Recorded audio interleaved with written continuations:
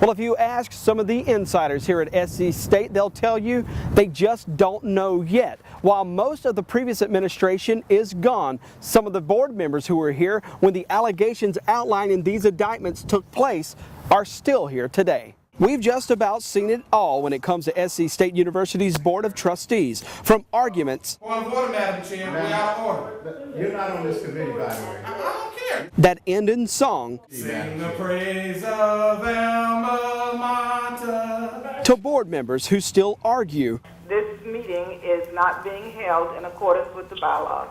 All right. Thank you very much. over who's the real chairman. But on January 10th, something happened at SC State that's never happened here before. Federal prosecutors charged board chairman Jonathan Pinson with corruption charges. Some call it the lowest point in SC State's history. From my perspective, this is the ultimate test.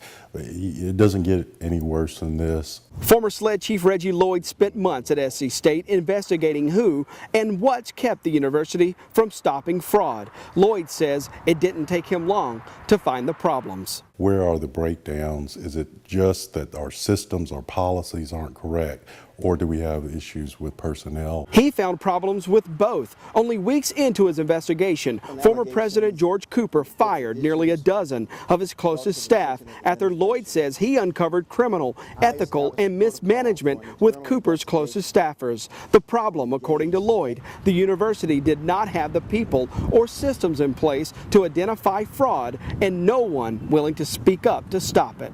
The university has to have, just like any public institution, has to have not only systems in place and policies designed to catch that sort of activity, but then it's got to have people in place and a culture in place that would encourage individuals who work there or are aware of that type of activity to come forward to the administration or to proper authorities. But employees weren't SC State's only problem. Former trustee Matthew Richardson says it goes all the way to the top. We had a board, as I said a year ago, last year, the board could not effectively govern and it couldn't reform itself. Richardson called for the internal investigation after he found out the FBI was looking at some university officials. But after President George Cooper resigned last year, the board stopped the internal investigation. That was it for Richardson. It led to terminations and to changes in policies, and I was really proud of that. But the board stopped that internal investigation and stopped holding people accountable. And that's when almost 9 months ago, I resigned in protest of those actions. The university, under interim president Cynthia Warwick's leadership, is making changes. Warwick had her staff field questions from students last week after news of the indictments broke. Students and alumni worry SC State could lose its academic credibility. I wanted to know if the indictments has any bearing on SAT's accreditation in the future. I really don't know what the future holds, to be honest with you.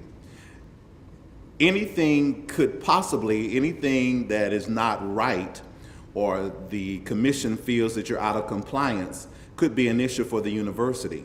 What has to change at South Carolina State University at this point to make sure that that mission is carried out down there? I think there would have to be a new board, completely reconstituted board for it to have an opportunity to provide the transparency and accountability that the students and the taxpayers deserve.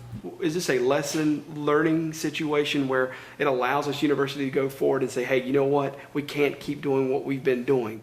The ball is in their court, so to speak, from that standpoint. I don't know that any of us can answer that yet.